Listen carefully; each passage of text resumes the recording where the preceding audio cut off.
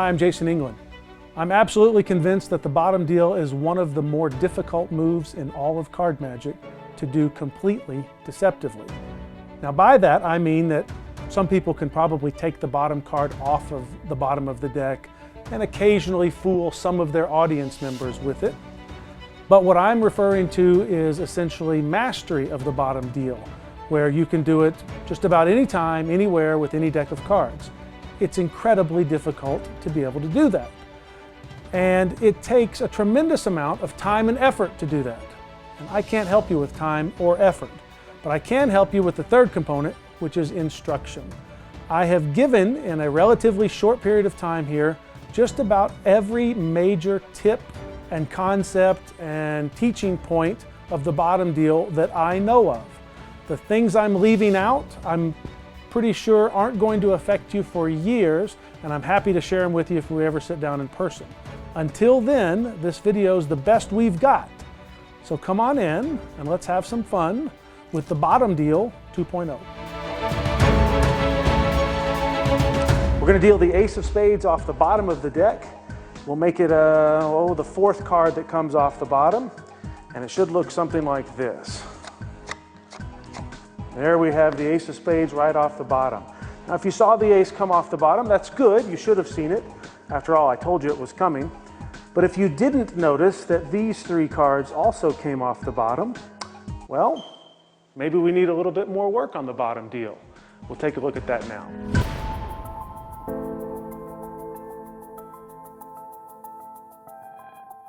Hi, I'm Jason England.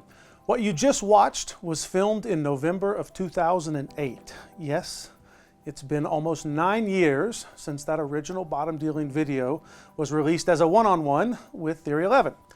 In those 9 years, I don't know that I've learned to do the bottom deal any better than I did back then, but I'm convinced that I can teach it better now than I could back then. So I appreciate you buying this video if you are familiar with the original, because I've got a couple of new tips and ideas for you. And if you're not, if this is the first time that you've ever seen this video, then I also want to thank you for purchasing it, and I think you're going to learn a lot. I have some interesting ideas on how to learn the bottom deal that I have discovered in the past couple of years, and I am looking forward to sharing them with you. So thanks for buying, and let's get right into the bottom deal 2.0.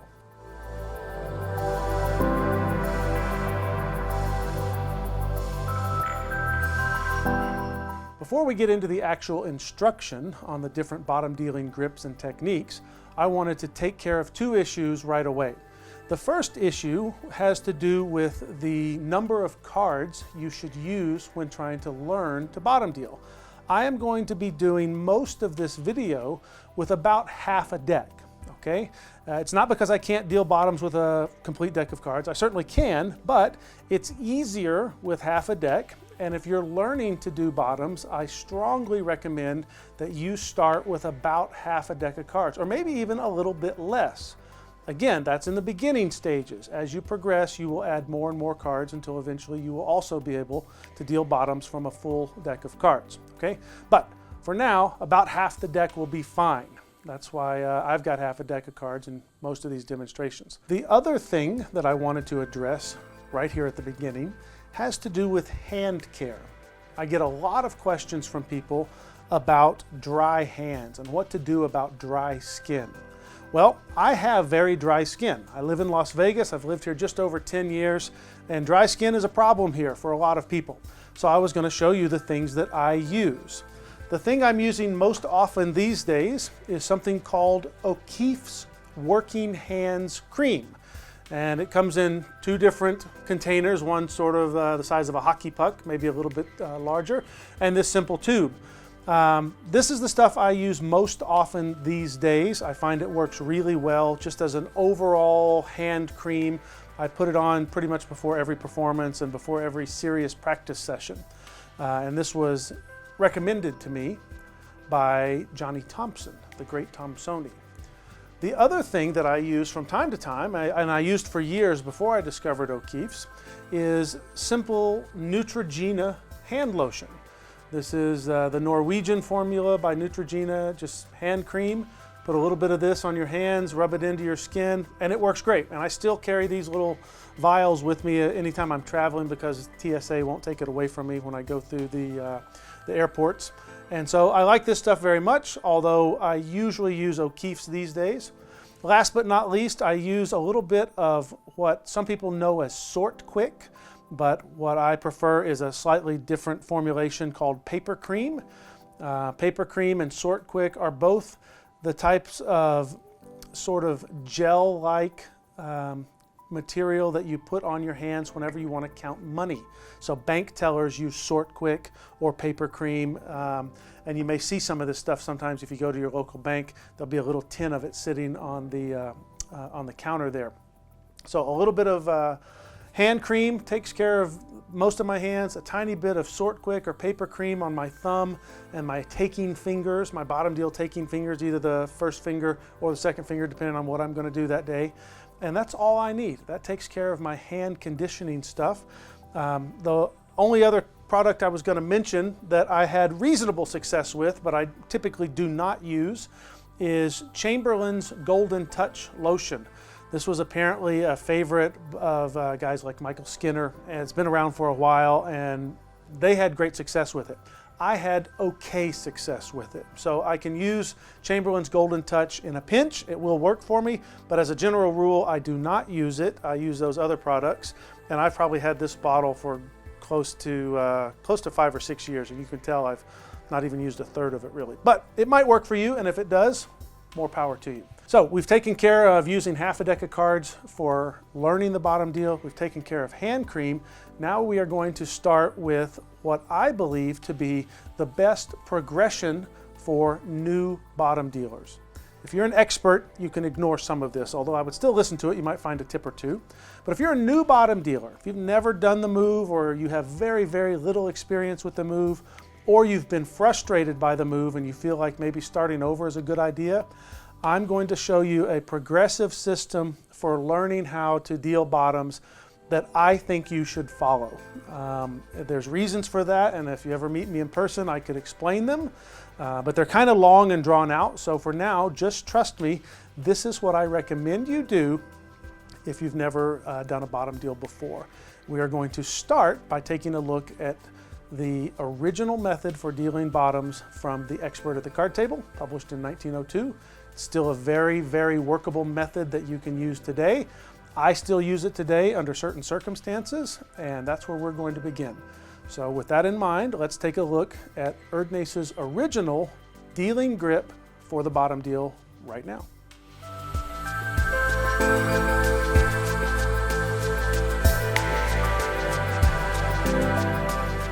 We're going to begin with the original grip that is detailed in The Expert at the Card Table by S.W. Erdnäs. There's actually two different interpretations of that grip.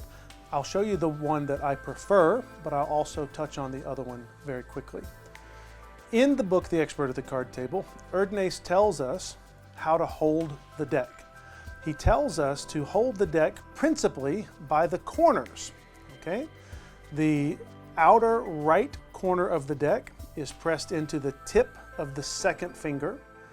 The inner left corner of the deck is at the base of the palm. The outer left corner is pressed against the second digit of the first finger. And the other two fingers lie along the long side of the deck, the right long side of the deck, and the thumb on top.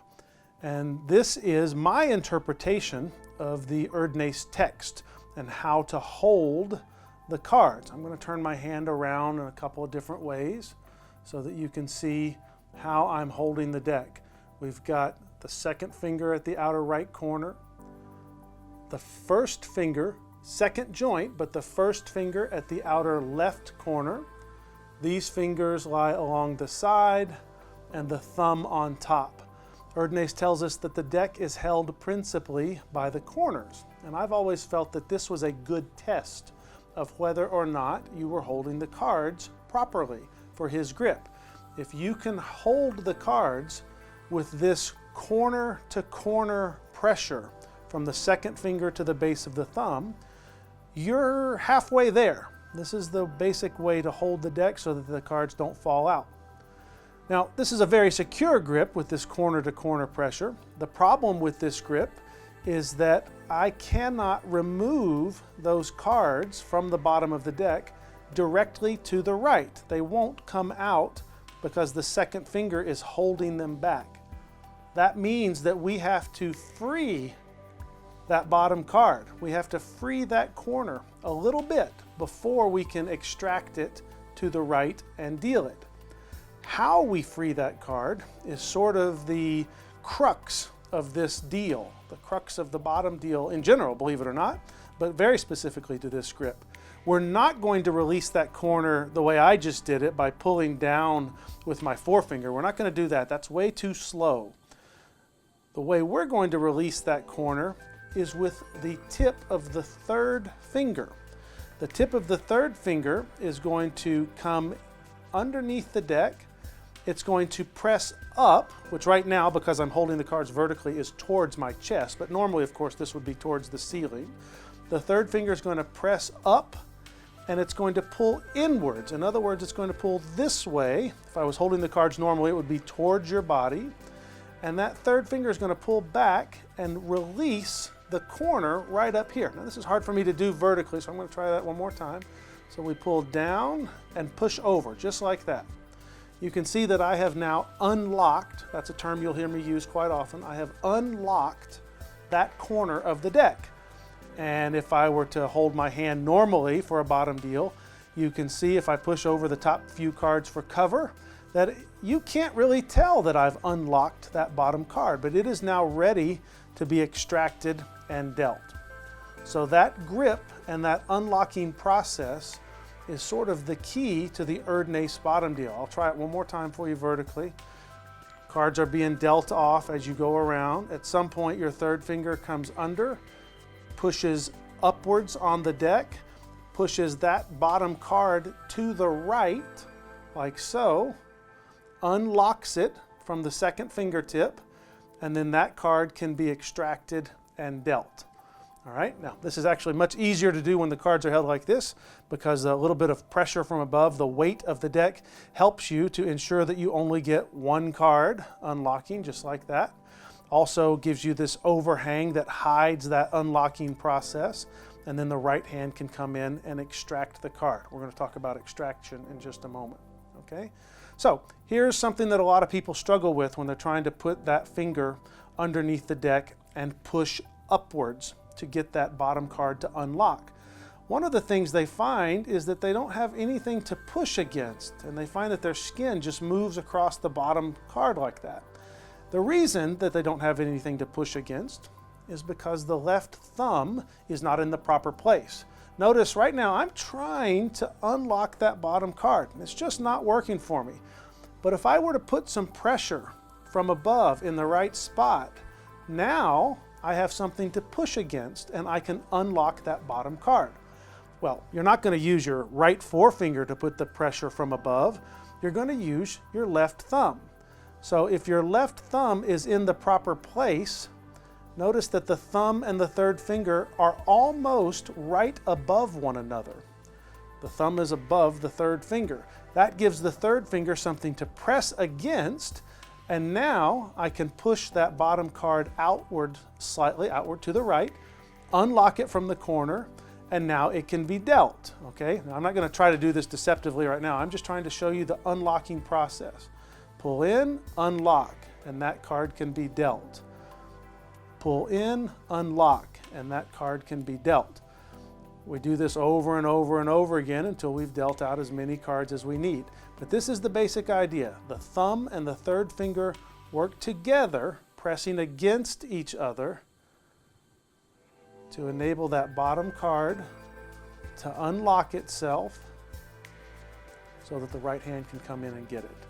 If you're going to struggle with this move, you're probably going to struggle with that unlocking process. It's not easy, I understand. It takes a long time to get to where you can do this.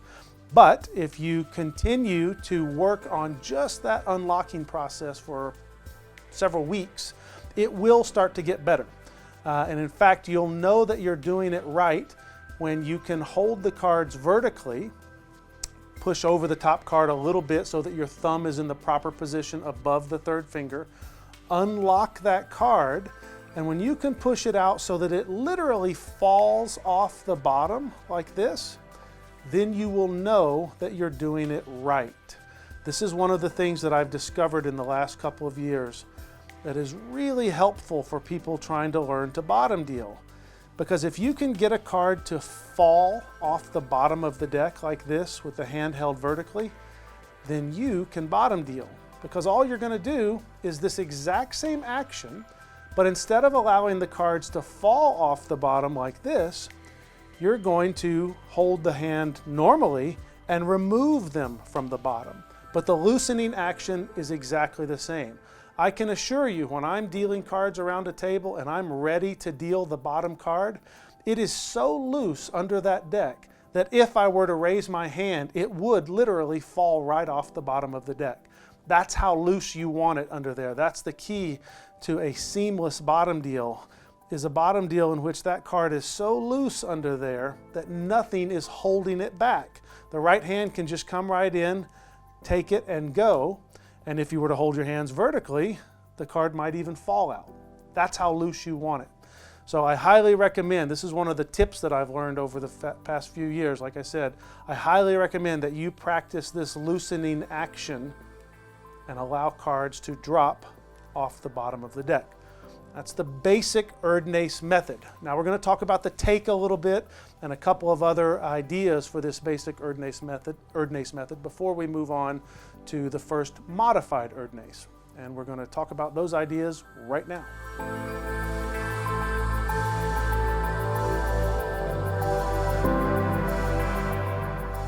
Before we move on to the modified Erdnase grips, I wanted to mention that there is another interpretation of the text and illustrations from the expert at the card table. My friend Shane Cobalt is convinced, and he may be right, he's convinced that what Erdnase meant by the text and illustrations in the book wasn't that you held the deck like this with the first finger curled under the outer left corner, as much as you held the deck like this with the first finger running more alongside the outer end of the deck. I have to admit that Shane's reading of the text could absolutely be correct. We just don't know, obviously, because Erdnase isn't here to tell us what he meant. The way I read the text, and especially with the size and shape of my hands, this, awkward though it is, the Erdnase grip has kind of a claw-like look sometimes. This seems to me to be what Erdnase was saying, but it is absolutely possible, like I said, that Shane is right and that the deck is framed a little bit more along these lines with the first finger. I almost can't even do it. There we go, with the first finger framed along the short edge of the deck. In my opinion, either way you have problems. Either you have this peculiar claw-like grip that we want to get away from, or you have this odd framing grip that you want to get away from. Either way, you want to get away from this, in my opinion. But I wanted to mention that for the sake of completeness, because I think Shane may absolutely be onto something there. That could be the way Erdnase intended it. And there are some advantages to holding the cards like this. I haven't been playing with this particular interpretation of the original grip for very long, maybe only a year or so, so I don't want to get into it. If you're interested in Shane's interpretation of the text and the illustrations, you should talk to him about it. But I did want to mention that for the sake of completeness. Either way, whether you hold the cards like this or whether you hold the cards like this, the unlocking process with the third finger is clearly described in the book and would have to be done regardless of whether you use the claw grip or whether you use this framed grip. You're going to have to use the third finger to do that unlocking process. So either way, you've still got your work cut out for you there. I did want to talk a little bit about, and this is going to apply to all the grips, about my third finger and my fourth finger. The way I perform these deals, my third finger and fourth finger essentially function as a unit. In other words, I don't remove the third finger, press on the bottom of the deck, unlock that card, and put the third finger back. I started out that way, and you can certainly still do that if you want, if you have that dexterity to move your third finger independently of your fourth finger. I can do it if I think about it, but it's a little bit easier for me to just pretend that those two fingers are essentially one unit, and when I pull down with my third finger, my fourth finger moves a little bit also. But you'll probably notice that I don't have to take the tip of my third finger and put it under the deck like this. That's what gives you that knuckle flash underneath the hand, like so. Using the tip of the finger, you're almost definitely going to get that knuckle to pop downwards. That's the dreaded knuckle flash that you read about in all the bottom deal descriptions from the early days.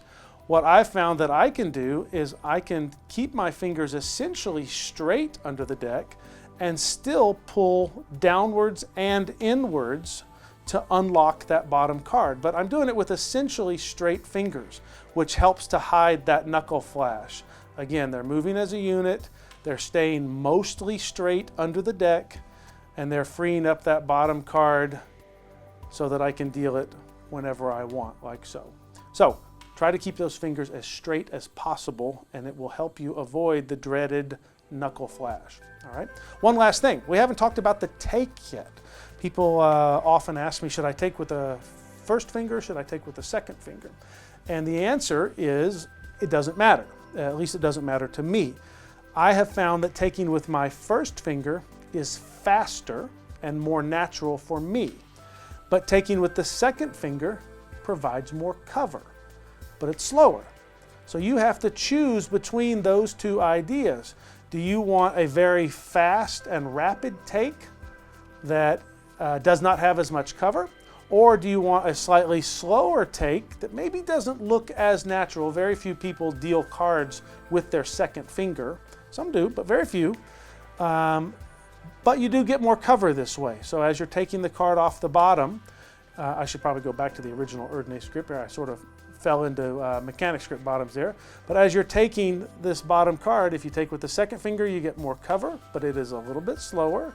If you take with the first finger, you have less cover, but it's a little bit faster. The choice is yours. I recommend you experiment and do both, but that covers the take. One last tip on the take I will tell you is if you're going to sail the cards, it's something I recommend that you do, then sailing, I have found with my second finger, is easier. By straightening out that second finger, you pivot the card on the first finger and you can sail it wherever you want. You can also practice sailing straight up into the air like this if you like. But anyway, you're sailing the cards just by extending very rapidly that second finger, like so. If you take with the second finger, you're going to have to sail with the third finger by extending it very rapidly. Not as easy to do, but you can certainly still pull it off with practice. So that's how I take the cards, like so, most of the time, and I sail them with the second finger. Okay, so that covers the sail. And now we're going to get into how to correct this claw or frame-like look to the original Erdnase script by looking at our first modified Erdnase script. And we're going to do that right now.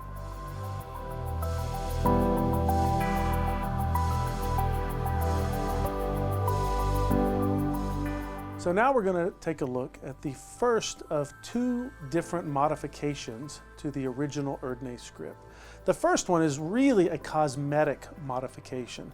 You're still going to have to do all of the same unlocking processes. You've still got the same take and things of that nature. We're just going to improve the look of the grip.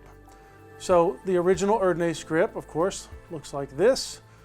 In my interpretation of it, we've got the forefinger at the upper left, we've got the second finger at the corner at the upper right, third and fourth fingers along the side, and the thumb on top of the deck. And admittedly, as we've already discussed, this is a peculiar looking grip. It's an ugly grip. There's a claw-like aspect to it. And one of the ways we can improve this grip, since this first finger isn't really doing anything as far as holding the cards is concerned, is we can move that finger and place it alongside the second finger, like so. All the other fingers stay where they are. We've just moved it from here to here. Move the first finger from here to here. That's it. Everything else stays the same. And what you will find typically with modern playing cards is that you don't need the first finger at that upper left corner. Erdnase might have, because of the quality of cards he had access to 110 years ago. But these days, we do not need the forefinger at that corner. Most of us do not anyway. And so we can place it alongside the second finger, and you get a more natural look to the grip. It's still not 100% natural. I understand that. It's a big complaint about all of the Erdnase style grips. It still does not look exactly like how most people hold a deck of cards. I realize that. But it's a step in the right direction. Okay? Everything else is still the same. We still have corner-to-corner pressure. We still have to unlock the bottom card with the third finger by having the thumb above the third finger, pulling downwards or inwards, as well as pressing up on the bottom of the deck, unlocking that corner, and then we can deal that bottom card off to our opponent or our spectator or whatever it is we're trying to do, our secret partner. One thing I wanted to cover here that I forgot to mention in the original grip is this idea of aligning the top and bottom cards. Okay, so as Erdnase was dealing, or as he's describing bottom dealing in the book, he talks about performing this unlocking process as you push the top card over for cover, and essentially aligning the top and the bottom cards above each other, just like that, above and below each other, just like that. And then when the bottom card is extracted, the top card is pulled back into place and the bottom card is sailed. So again, the top card is pushed over for cover, the bottom card is unlocked and aligned with the top card, something like so. And then that card is extracted either with the second finger or the first finger, doesn't matter, as the top card is pulled back into alignment with the rest of the deck. Okay, so practice that alignment process between the top card and the bottom card, like so. Okay, that will help you considerably. At full speed, you don't always have to have perfect alignment, don't get me wrong. That is not critical. But when you're learning the move in the early days, you should absolutely try that alignment process. It's an excellent way to make sure that the top card and the bottom card are coming off in the same vertical plane. Okay, and we'll talk a little bit more about that at the end of this video. So for now, just practice the regular Erdnase script if you're a beginner. If you've got a little bit of experience, you can jump to this modified Erdnase script, or you can jump to the next modified Erdnase script, which we're going to cover right now.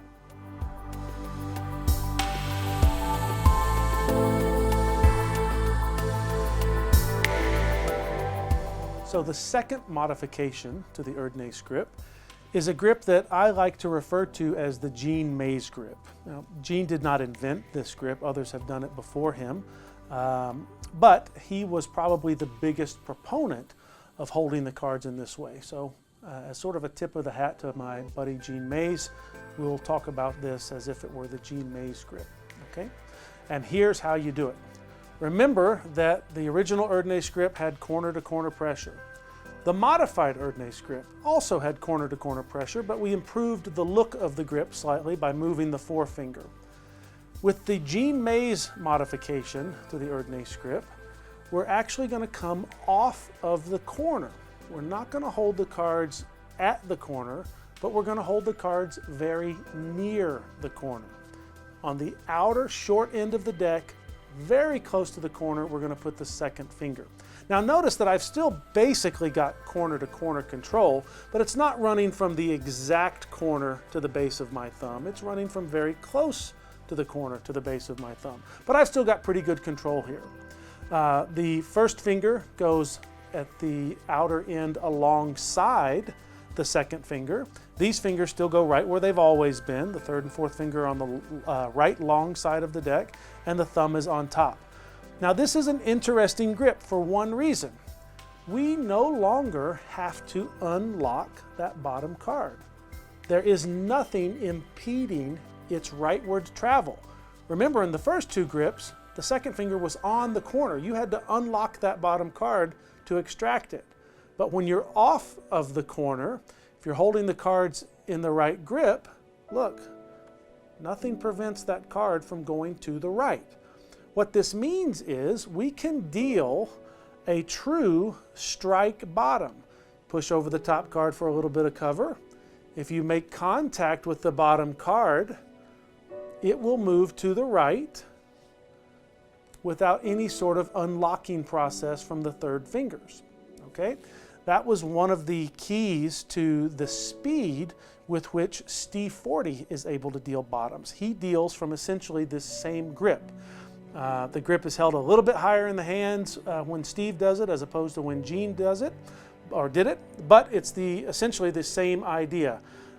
Nothing is impeding the rightward travel of that card. It can be extracted and sailed or dealt to the table however you want it. Everything else is essentially the same. All of your rhythm is going to be the same. We'll cover rhythm a little bit later. The take is going to be the same. You can take with the forefinger, the second finger, doesn't matter. One of the things you can do with this grip that you can't really do with the first two grips is you can deal consecutive bottoms, okay? Because nothing is holding those bottom cards back. As I'm trying to deal around the table like this, I could deal consecutive bottoms if I wanted to, just by reaching under there and taking the cards off and dealing them around. Not a whole lot of routines require consecutive bottoms, but this is a good grip for consecutive bottoms if you find that you want to do that. Like I said before, all of the other factors are essentially the same. You still need to push the top card over for cover. You still have the same take, the same rhythm. All of that stuff is pretty much identical, but this is the next step in sort of the evolution of a good bottom deal, is the ability to come off of that corner, not need any loosening actions, still be able to get in there and take that bottom card off whenever you want. It's a really cool method for dealing bottoms. It's not the method I use primarily, but it is a method that I experimented with for a long period of time. And if you're following this progressive system, like I recommend you do, then it's something that you're definitely going to have to practice.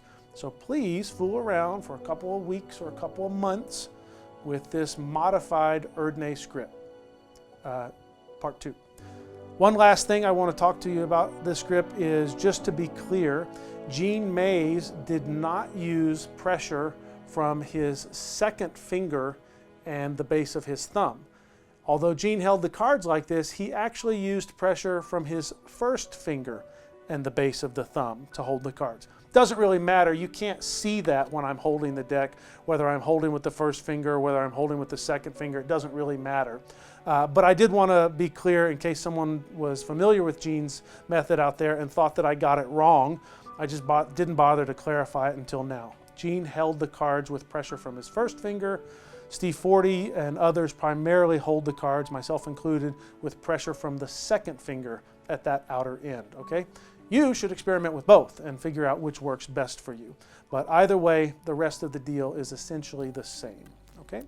And now that we've covered the second modified Erdnase grip, we will move on to what I consider the most difficult of all the bottom dealing grips, the one that I use most of the time, and that is the mechanics grip bottom deal. And we're going to get into that right now.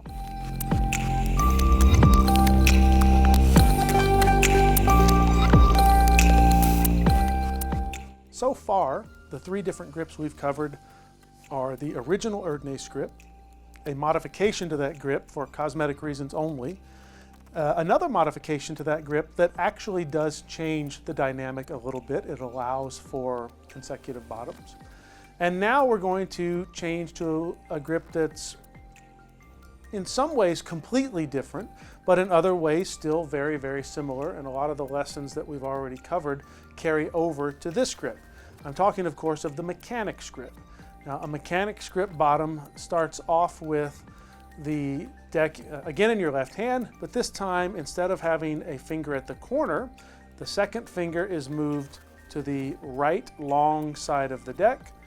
The first finger, is moved near the corner on the short end of the deck, so near the outer right corner.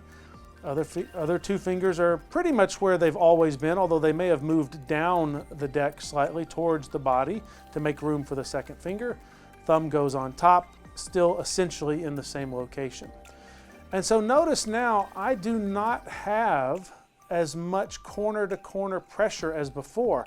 I have to be very careful. Before I could shake the cards like this, or even when I move the finger off that corner, I could still shake the deck.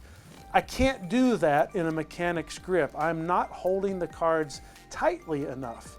The mechanic's grip is a looser grip, at least in my hand. It's a much looser grip, which allows for some very nice bottom deals, but I can't turn my hand vertically as easily. As you can see, the cards are starting to slip out of my hand. And so we're going to have to do a lot of the explanation with the cards held parallel to the tabletop instead of vertically like this. I can cheat it a little bit and show you a few things from underneath, but this will largely be taught from here. The good news is that you already know what I have to do to deal a bottom. I have to loosen that bottom card. I have to move it over. I have to align it somewhat with the top card, and then I have to extract it either with my first or second finger. And here's how this is primarily going to happen. I'm going to use, this time, all three of these fingers as a unit. This is an Ed Marlowe concept. He called it the unit control. These three fingers as a unit are going to make contact with the bottom card right along the long right side of the deck, right through here. We're going to squeeze upwards and inwards. So upwards and inwards, we're going to squeeze a little bit and then slightly extend those fingers, and as you can see, we have unlocked that bottom card and we've pushed it out a little bit, and we are beginning to align the bottom card with the top card. Like so. The top card will cover that bottom card in almost all the bottom deals. All right? Now here's the weird part though. I'm still using that term unlock, but I don't have a finger at that corner, so why do we have to unlock? Well, in this particular grip, we're not so much concerned with unlocking the bottom card from the outer right corner as in the Erdnase grips. What I'm primarily concerned with when I talk about unlocking this card is I'm talking about unlocking it from underneath the skin of my my left forefinger. See that third digit right there? First, second, third digit of my right forefinger? Well, it is lying right underneath the outer left corner, and it's causing some friction. There's actually considerable friction there. I'm trying to overcome that friction with this unlocking process. So when I squeeze and straighten those fingers out, it's not this side of the deck I'm really concerned with. It's right there. Notice I've moved that card off of that corner just enough that I have reduced friction considerably, so much so that that card is just barely hanging on in there, okay? So we're trying to reduce friction right at that point with this unlocking process, extending the fingers slightly. Notice they were already pretty straight under there, but we're going to just pull inwards and then press outward, straightening them even more. Remove that friction point right there. And now that card is so loose under there that if I were to just barely turn my hand over, the card will fall out of the deck. That's what we're going for, okay? We're going for that degree of looseness underneath, all right? So everything else is essentially the same. We're still pushing cards over for cover. As we deal those cards, we're going to perform that loosening technique, that unlocking process. We're going to slightly align the top and bottom cards. I've already gotten that little bit of space I need right here. And now whenever I'm ready, I come in, I make contact with the bottom card, and it's so loose under the deck that it will come right out into the right hand, and I can sail it or place it to the table, whatever I want to do, all right? So that's the basic idea of a mechanic's grip.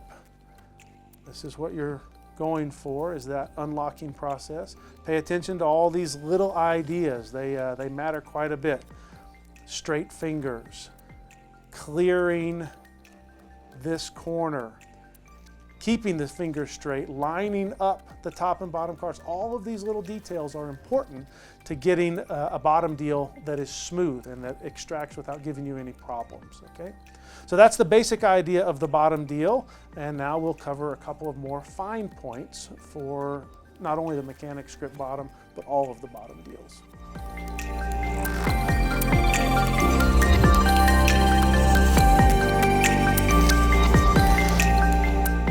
Here are some miscellaneous ideas about the bottom deal that I think will help you a lot.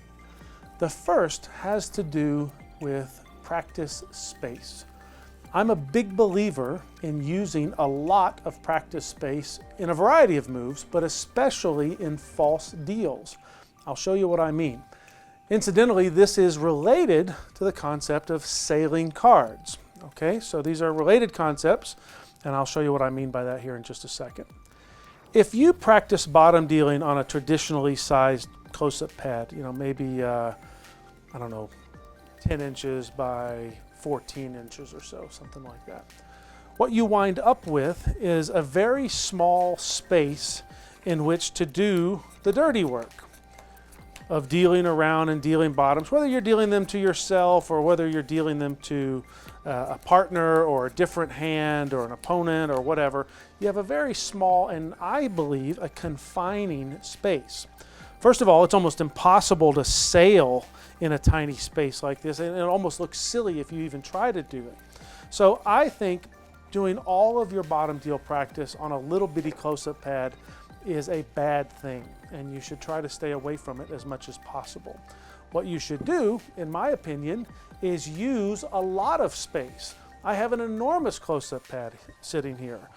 Just behind the camera, I have a full-size poker table that was in the Binions casino here in town before we pulled it out and put it in my house. I use the poker table, I use this large close-up pad, I have a large practice mirror that I set up, and all of these things really help the bottom deal because it allows you to use and explore the space, and using and exploring this space allows you to deal very deceptive bottoms for a number of reasons. I don't know if this will work so much with the camera, but when you have real people sitting here, they react to the cards landing in front of them. Okay, so especially if you have a table that does not have a lip on it. Well, my poker table has a lip, but a table like this doesn't have a lip on it. Most of my performances for corporate groups and private parties, there's no lip on the table like a poker table. So if I sail a card at you, if you're not careful, that card will go right off the table and into your lap. What that means is I can often get my spectators acting almost like little hockey goalies. They're sitting there like this trying to catch these cards as they come in at them because they don't want a card to slide off the table and into their lap. So they're doing this, and notice that they're looking at me, looking down, looking at me, looking at down, looking at their friends. In other words, they're focusing all over the place, which is exactly what I want because I don't want them focused on the bottom deal. So as I pitch the cards around like this, they have to react every time a card lands in front of them and starts sliding towards the edge of the table. And when they're doing that, I'm doing the dirty work and bottom dealing to myself or to a partner or whatever. But you can only do that if you have space. And you can only do that if you practice with space in your practice regimens. Because otherwise you'll get out in the real world and you'll have plenty of space, but you won't have ever practiced using that space and it won't look natural. So clear a big table, as big a table as you can find. Throw a tablecloth over it if you don't have an enormous close-up pad like this one. This is 3 feet by 4 feet. And use as much space as you possibly can. Before I was married and living in an apartment and I didn't have room for a big table, I used to deal into my couch, believe it or not. I would actually sit in a chair in front of the couch and pitch into the different parts of the couch, and then I would dig the cards out of the couch cushions. I did that for years, and I think it helped me a lot in developing a really good bottom deal. Okay? And obviously, if you're going to use the space, you have to learn to sail. We touched on sailing briefly. Sailing simply is extending either the second finger or the third finger, like so.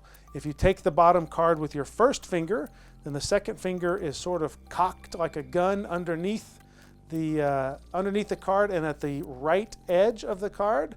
And then that finger extends, the hand opens up, and that card is sailed forward.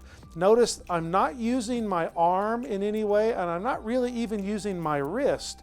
I can plant my wrist on the table and still sail cards all over the place. Now, obviously, you can lift your hand up a little bit when you're sailing cards, but you don't have to lift your hand up to sail cards. It's all done with the finger, okay? And then that's what it should look like as you're dealing around. So second finger, third finger, doesn't matter. Just make sure that you're not using too much arm as you're sailing the cards. It's all coming from the rapid extension of one of those two fingers. And if you want to put a tiny little bit of wrist in there too, that's fine. That's not a big deal. But this is what it looks like when you're sailing cards. All right? Use the space. That's the big tip.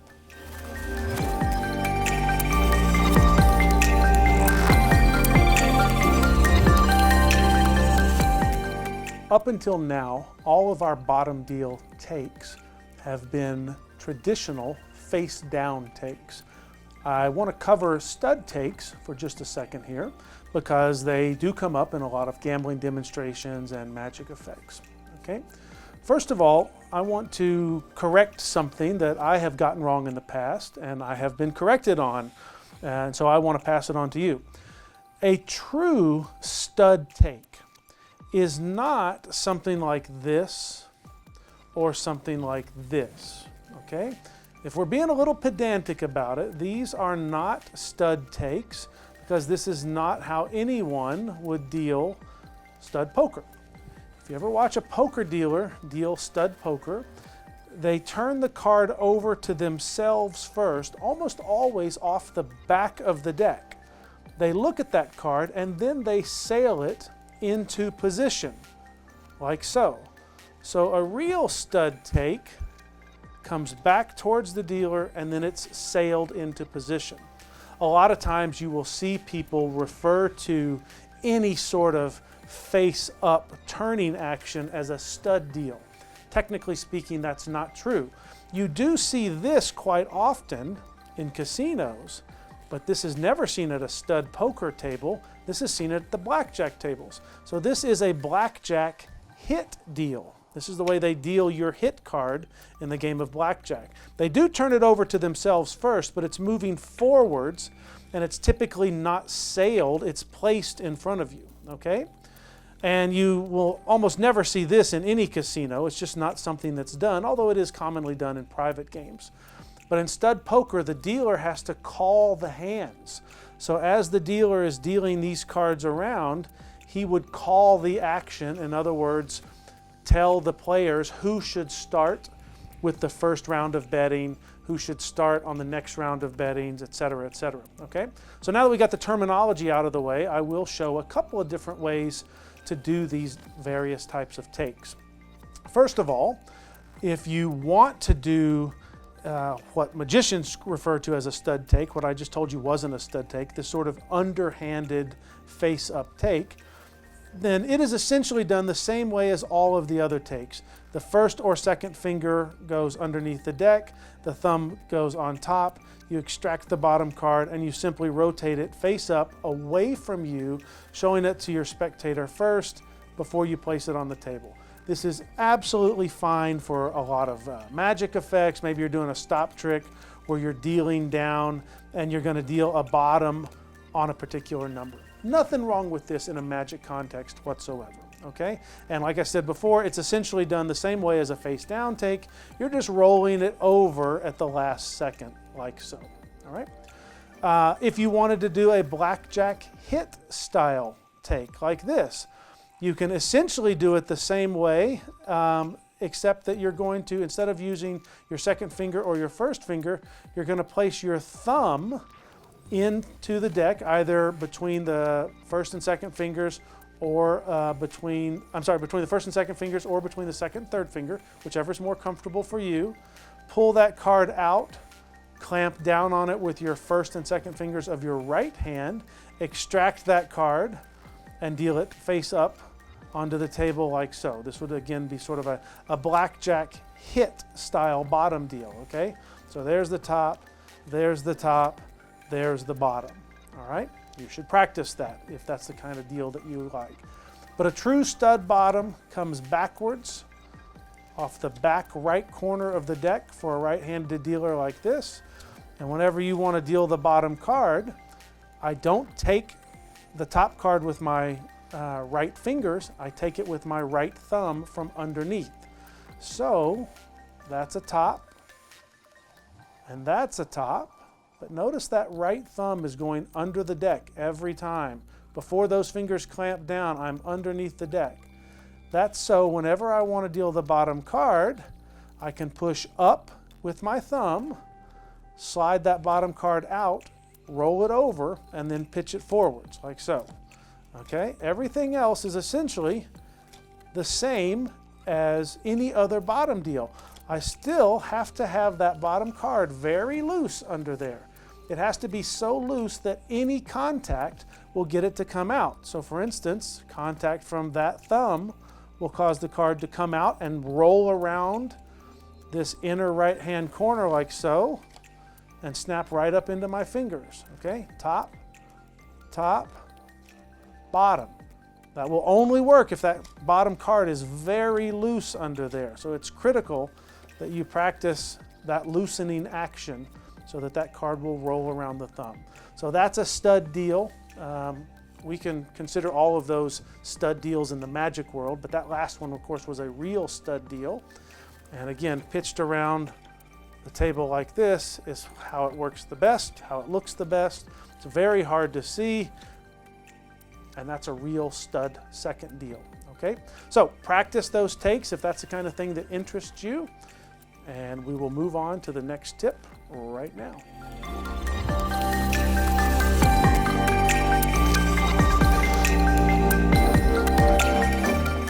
So here's an interesting idea for those of you that are reasonably accomplished bottom dealers. This is not a tip for beginners or people that are just learning the move, but if you've done bottom deals already for a period of time and you're looking to add a little layer of deceptiveness, this might help. We'll see. This is the idea. In Marlowe's book, Marlowe Without Tears, he has something called the bomb door card, and or the bomb door bottom. And what that was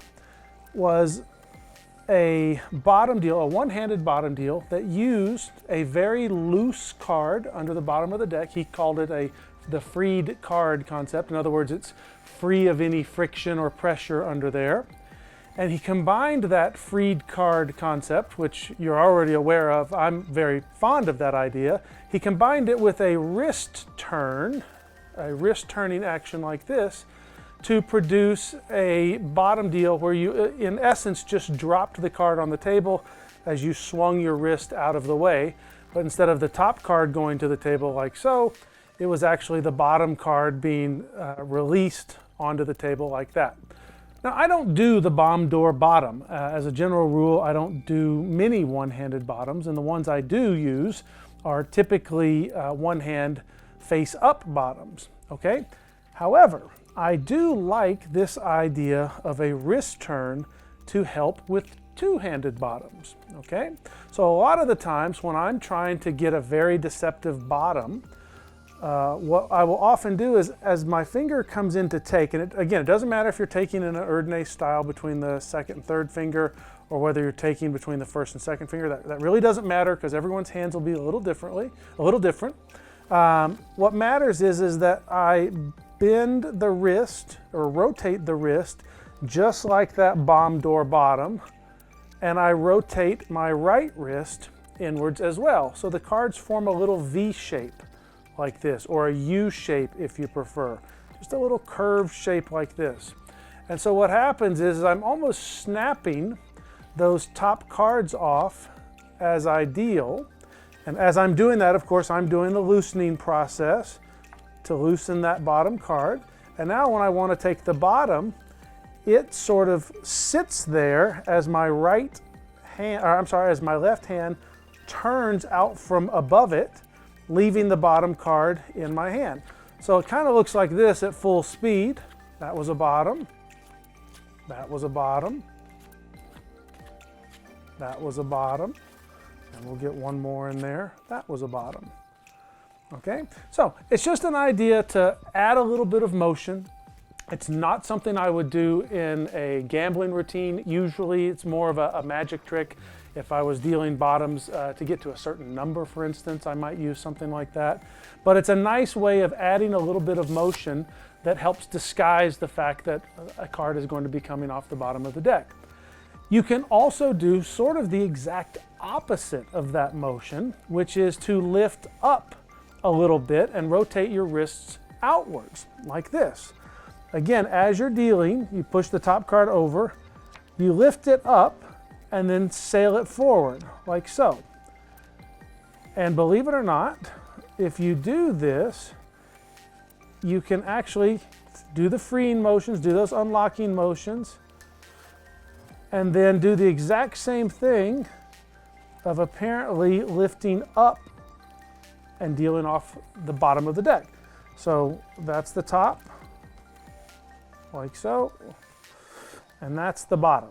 Okay, so 1, 2, 3, here it comes. That was the bottom, okay? And obviously I'm trying to be very still here so that you can see what's going on. But if you do this with the proper rhythm, if you do this with the proper timing, and if it's something that matches the way you naturally can deal off the top of the deck, it can be very deceptive to add a little bit of that planar motion, whether the plane of the deck is moving downwards, whether the plane of the deck is moving upwards, whether the plane of the bottom card is moving downwards, or whether it's moving upwards. That's not really the point. The point is to experiment with those planes and adjusting those planes and manipulating those planes so that you can get the most deceptive bottom deal that you're capable of. So again, what I just showed you may not work for you, but it works for me under the right circumstances. And I highly recommend that you fool around with those types of ideas. Hope you got something out of that.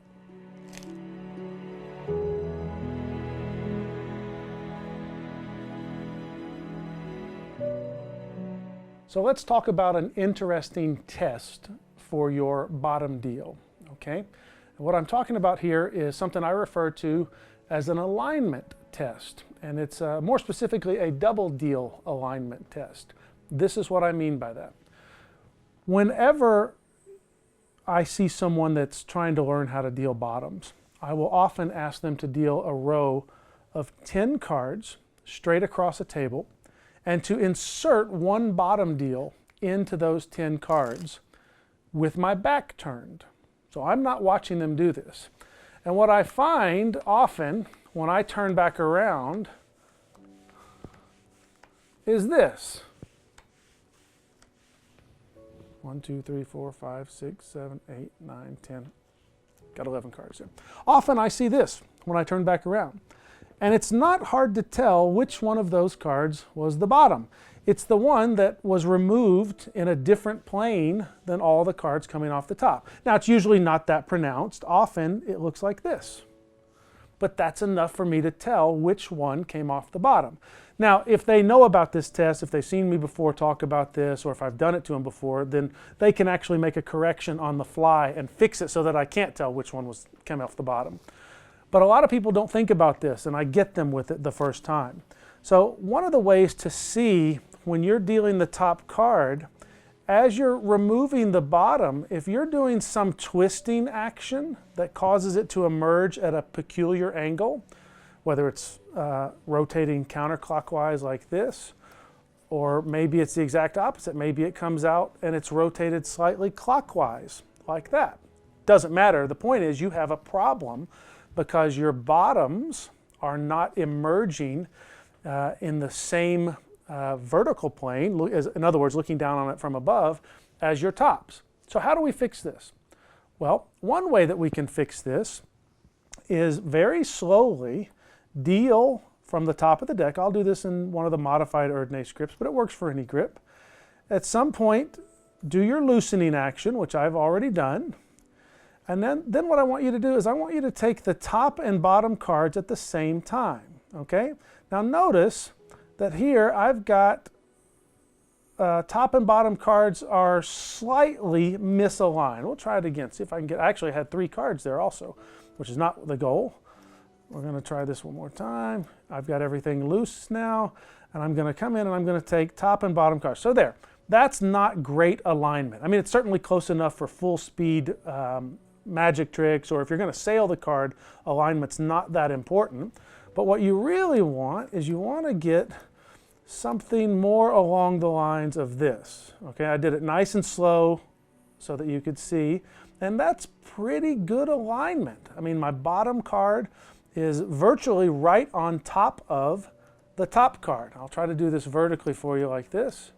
So again, we're dealing tops. We break that card loose, we slide it over, and then we're going to try to remove those cards in as close to alignment as we can get. Now notice here, I had alignment on the short ends, no problem. Those are almost perfect. But my alignment was off a little bit on the long ends. Obviously, if you could get it more like that as it came off the deck, that would be ideal. So at full speed, you're never going to be perfect. I'm not perfect at full speed, not by a long shot. I'm not perfect even when I go nice and slow. But I do this alignment test quite often. That was a pretty good one. I do this alignment test quite often just to make sure that my bottom is not being extracted at a peculiar angle. And if it is, you want to research that, figure out why you're doing it that way, and try to correct it, okay? So that alignment test, again, looking down on it from above is really the best way to see this. That alignment test will help you a lot in determining whether or not your bottom card is being extracted the same way as your top card. Hope you liked that.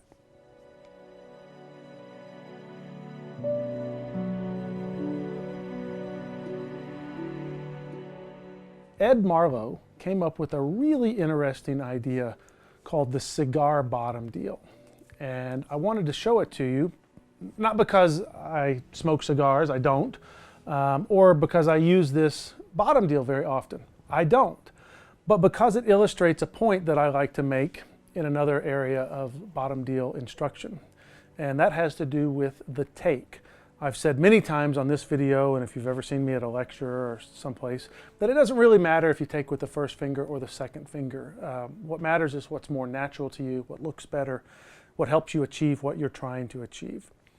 But Ed Marlowe had this really fascinating concept called the cigar bottom deal, where you avoid a problem that cigar smokers have when dealing off the bottom of the deck. So I'll show you what I mean. If you're holding a cigar between your first and second fingers, I'm not a cigar smoker, so I can only assume that this looks right, and you're dealing cards like so, all of these are coming off the top, notice, and notice that the tip of the cigar is staying fairly high. It's staying up off the table. But if I were to reach under the deck with my second finger to deal the bottom card, notice that the cigar dips downward and the ash of the cigar hits the tabletop, okay? As I rotate to get that bottom card off of there, I run a risk of smashing the cigar into the tabletop and causing a big spark shower of ash coming off the tip of the cigar. So, this would be a problem, obviously, if you're a card cheater trying to do this. So Ed Marlowe had this really ingenious idea, I think, of not taking with the second finger, but taking with the third finger, all the way back here. As he's dealing around, the third finger goes under the deck each time. You're still doing the same loosening action as before, loosening that card up with the left fingers. But now when you reach underneath, you take with the third finger, and at full speed, the cigar bottom kind of looks like this. And now the cigar doesn't hit, I don't have enough cards, so we'll just finish out with these. The cigar ash doesn't hit the tabletop. And I think that's a pretty cool solution to a problem. I hope you agree. So what do you do if you're not a cigar smoker like me? Well, the technique of the cigar bottom deal works just as well with a Sharpie. So if you have any sort of magic routine where you have spectators sign cards, if there's a reason for you to still have the Sharpie in your hands, you can still do the exact same actions of the cigar bottom. You're just holding a Sharpie in your hands the entire time, and it would look something like that. All of those cards were dealt off the bottom of the deck using the third finger, which just goes to prove the point. It really doesn't matter if you use your forefinger, your second finger, or in the case of the cigar bottom, even your third finger to extract that card. It's a good lesson, and it's also a pretty cool deal. Hope you liked it.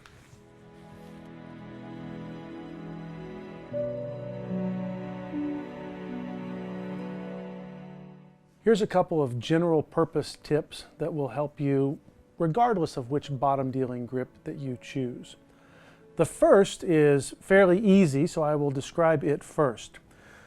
Whenever you're performing a bottom deal, the weak part of almost any bottom deal is going to be between the fingers of the taking hand. So if you take between the first and the second finger in a mechanics grip bottom deal, this is going to be the weak area where they can often see that card as it begins to emerge. Same thing if you hold the cards in one of the Erdnase or modified Erdnase grips. We've covered that corner a little bit, but as the card emerges, we've still got a weak angle between these two fingers. It's one of the reasons why taking with the second finger has more cover, is because this first finger is in the way and helps sort of shield that entire area. But another way you can help shield that area is actually written in the Expert of the Card Table. Erdnase discussed this, and that is you simply tilt your hand downward. And by giving the spectators a look-in angle that sees more of the top of the deck than the front edge of the deck, you can help to hide this weak front corner. Now, it doesn't hide it completely depending on where you're sitting, but it certainly helps if you're bottom dealing like this instead of bottom dealing like this most of the time. You've got to be careful when switching back and forth between, say, second deals and bottom deals, because second deals look best with a simple or gentle neck tying action where you're taking the top of the deck just barely out of the line of sight of your spectators. You don't want to do this. This is way too much. But just barely taking it out of the line of sight of your spectators is okay. A very, very gentle or subtle necktie. But if you deal bottoms from here, it's pretty easy to tell that that card is not coming off the top. Or you've got a centimeter or so gap difference between the two. So with bottoms, you don't want to tilt up to hide it. You want to tilt down to hide it, okay? So if you have trouble with your bottom deal being spotted because you're not holding your hand properly, try tilting your hand downward just slightly, as Erdnase suggested, and it should help out considerably. Here's another area that not everyone will be able to do, but that I find incredibly useful, and that is not dealing from a perfectly squared deck. Okay, there are not a lot of right angles in nature.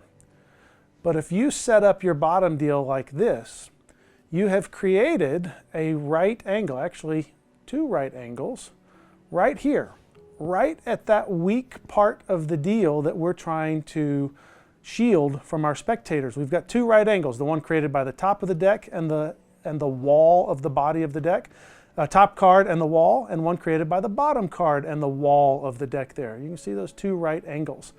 And right angles attract the eye. They catch the eye. And if you allow your spectator to get this sort of look-in angle, it's quite possible that they're going to notice this right angle, even if only for an instant. So what I do when I'm dealing off the bottom of the deck is I deal from a smear or a bevel. Okay, you can call it a bevel if you like, but it's not just a simple bevel like this. I'm actually smearing over the top several cards as I prepare that bottom. Okay, so now I'm ready to go. I'm broken off. I've got a little bit of space back here that we've already talked about, and my mechanics grip bottom is very important. But notice I've got a light bevel to about here, but then these top 5 or 6 cards are actually smeared over the top of the deck. That gives me considerable overhang, and I maintain that smear as I'm dealing these top cards. And whenever that bottom card wants to come off, it's just barely floating under the deck there. So it takes almost nothing to get it to come off. There we see I'm ready to go. 1, 2, 3, 4 cards are smeared. Then we've got a little bit of a bevel. We've got this card is broken off quite a bit. And we don't have anywhere near as sharp of an angle at this upper right corner. Now, admittedly, I've got fewer cards now than I did a second ago, but the point is still the same. That is a much shallower angle than 90 degrees. You know, I don't even know what that would be, but it's a very shallow angle there. And that helps as you're reaching under and taking that card off, just helps disguise it visually a little bit from your spectator's eyes. So one more time, I'll show you that smearing action. I start with a relatively square deck, but as I'm dealing the first few cards around and I get the bottom card broken off like it is right now, notice I've got 1, 2, 3, we could probably count that one as 4 cards smeared, and then a gentle bevel of the rest of the deck. And then the card that is free and sort of floating under there is the bottom card that's going to be dealt off whenever I get to where I need it. Along with this smear, notice that I don't have to really retract anything. If you're pushing over single cards, dealing a bottom, and then having to retract that single top card every time, getting that timing just right can be very difficult. But because I deal from that smear, and I've actually got a couple of different cards that are lightly fanned over on the top of the deck like that, I don't have to worry that much when I take the bottom card, because I had several little edges out here, almost looks like a little mini staircase sometimes, several little edges or corners exposed out there. So when I take that bottom card, I've still got several little edges or ledges or staircase corners, whatever you want to call it, they're still there. So visually not much has changed, even though I took the bottom card off the deck instead of the top. It's hard for your eye to tell that the bottom card was extracted because I didn't have to get anything to snap back into alignment very suddenly like this. Often when I see people do bottom deals that frankly aren't that visually deceptive, it's because they're trying to push a single card over on the top, they're trying to get that bottom card off, and they're trying to snap that top card back onto the deck. And it just doesn't look that good unless you've been doing it for 40 years. Then you can often pull that off, okay? But if you haven't been doing it for 40 years, I highly recommend that you learn to deal from a bevel and a little bit of a smear on the top. It's going to hide all that funny business going on underneath, and you're going to have a much more deceptive bottom deal. Give it a shot. I think you'll like it.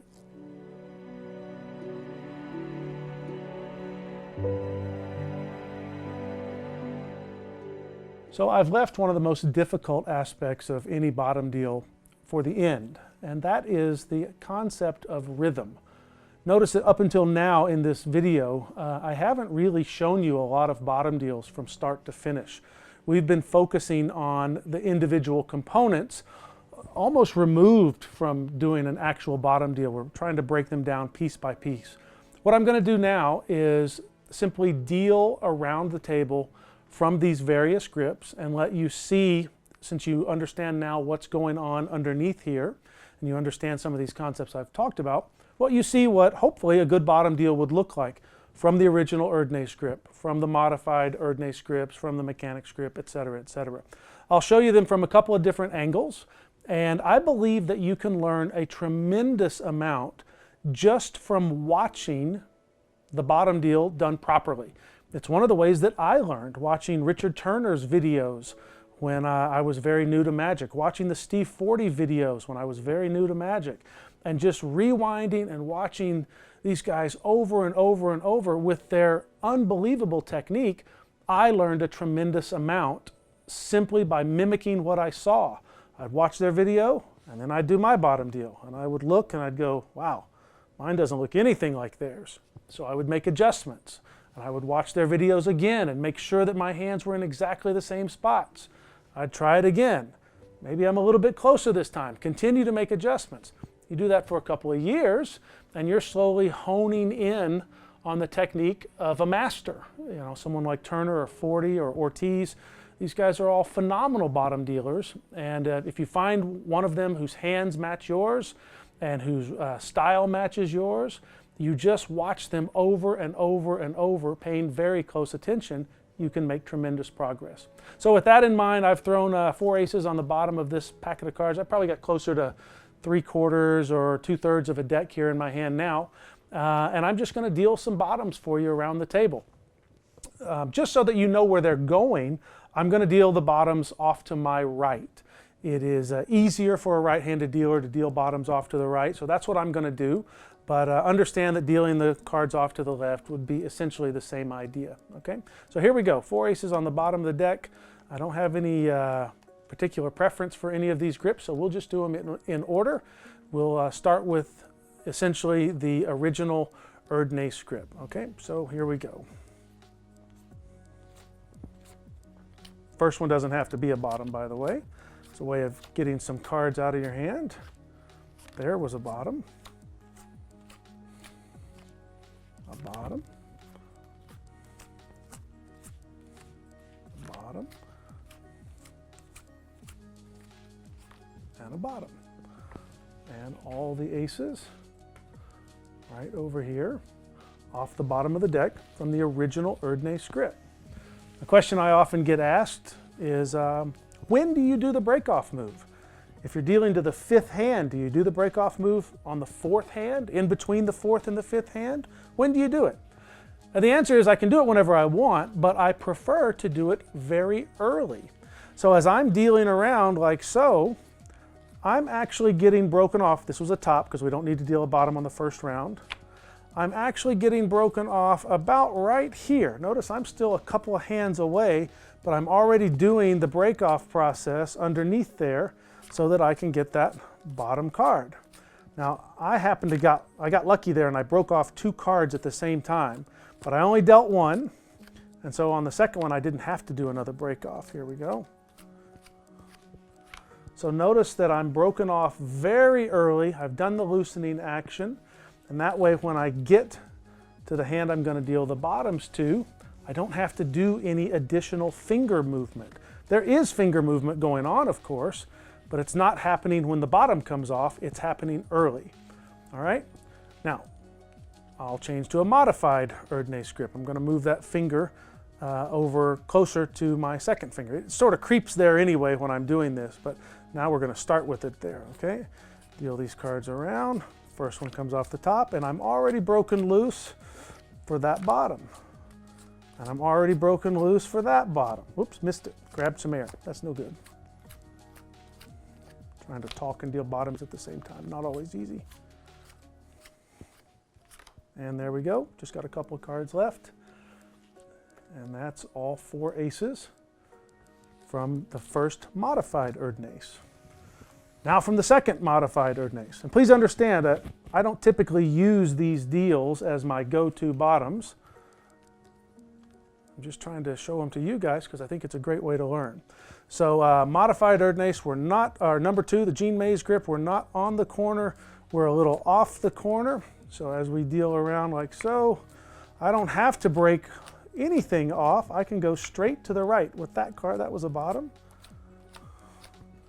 Whoops. Bottom, a bottom, and one more time as we come along here like so. That was a bottom, a couple extra cards. And all 4 aces again. And that's about the fastest rhythm that I'm really comfortable with dealing from those grips, since, like I said, I don't use them. In fact, I almost never do them unless I'm teaching the bottom deal. Finally, we get to the one I use all the time. I'll speed up a little bit because I can go faster here. This is that mechanics grip bottom deal. And as I pitch the cards around, I've already broken loose that first ace, and now I'm broke for the second ace. Broken loose for the third ace. And here we go for ace number 4. As you can see, I can speed up a little bit because this is my go-to bottom that I use most of the time. And we'll do that one more time. This time I'll mix up where they go, but the technique doesn't change much. 4 aces on the bottom of the deck.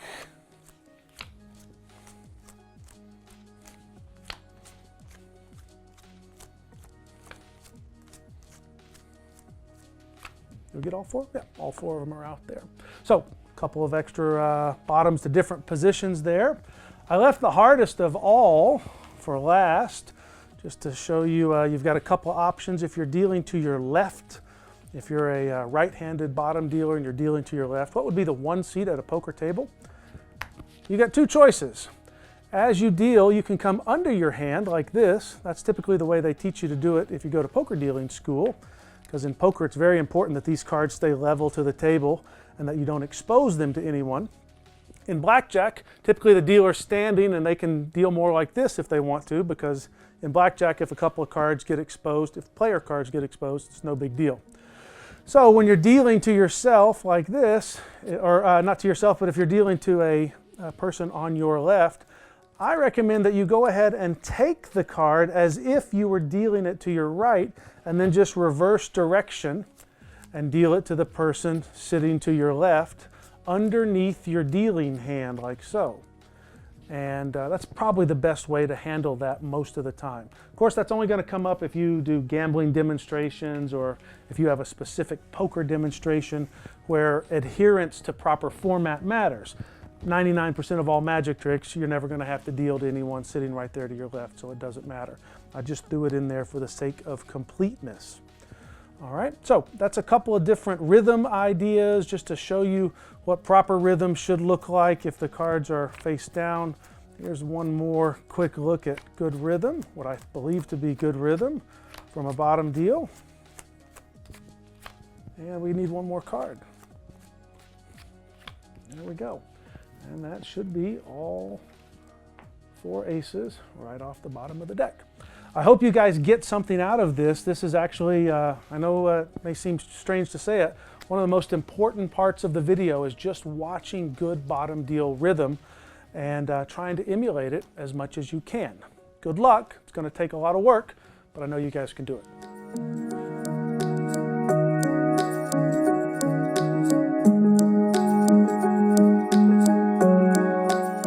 So many years ago, my friend Andrew Wimhurst from Australia told me about a really interesting and I think incredibly useful idea for practicing bottom deals. And it was not much more than a comment, but it was a terrific comment, and I've been using it ever since.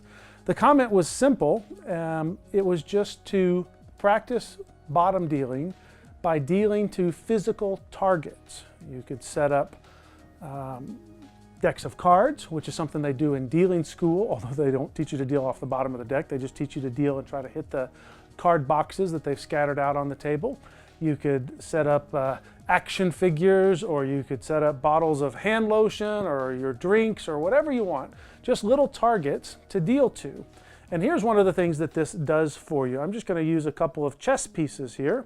So we've got the pawns, and the pawns can represent the other players, and then the king represents my secret partner that I'm trying to bottom deal the aces to. Without these pawns out here, if I was practicing the bottom deal and I wanted to deal 4 aces, you would practice often by counting in your head. 1, 2, 3, 4, bottom 6. 1, 2, 3, 4, bottom 6. 1, 2, 3, 4, bottom 6. Bottom dealing on the 5th card, of course, every time. The problem with this is that it fills your head with numbers and counting and paying attention to where you are. And if you're doing all of that, you're not concentrating on your audience, or if you're cheating at poker, you're not concentrating on your opponents, you're not talking, you're just counting to maintain your place so that you'll know when to bottom. But a cheater in a game or a magician in a performance of a routine has spectators sitting in front of them or opponents sitting across from them at the table. And so all you have to do, instead of bottom dealing arithmetically by counting your way to the bottom deals, all you have to do is know what your partner looks like. And if you know what your partner looks like, it doesn't matter if you're talking during the deals or not. Whenever you get to your partner, you know to deal a bottom to that person. So notice I can carry on a conversation and still deal off the bottom of the deck because I don't have any numbers in my head right now. I'm just waiting until I get to this person to take the card off the bottom. Also doesn't matter where you begin. Those of you that play Hold'em know that you don't always start dealing to your immediate left. What happens in Hold'em is you start dealing to the left of the button. So maybe that's the button. And my partner might be sitting over here in the 8 seat, but I'm not going to be able to count 1, 2, 3, 4, 5, 6, 7 bottom because I'm not going to deal 7 cards before I get to him. If this is the button, I have to start dealing right away to the left of the button. And my partner gets cards off the bottom. We stop dealing when we get back to the button. And this is how you start a Hold'em game. And notice I didn't even know how many spaces away from the button he was. I just dealt tops until I got to my partner, and then off came the bottom card. So this is a wonderful way of practicing visually to deal bottoms when you get to the right hand because you're looking and not because you're counting. I hope it helps you, and it's a really good tip, and I recommend that you do it. Thanks a lot.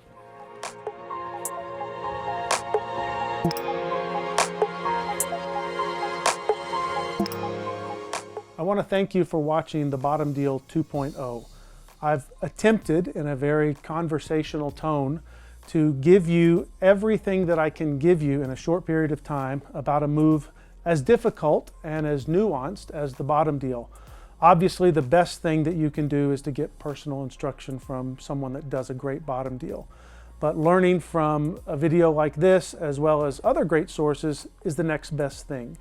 So what I'm going to do is I'm going to close this video with a text-based list of other sources for you to turn to. I recommend you dig into as many of them as you can find, learn from as many different people and places, or not places, as many different people and techniques as you're able to.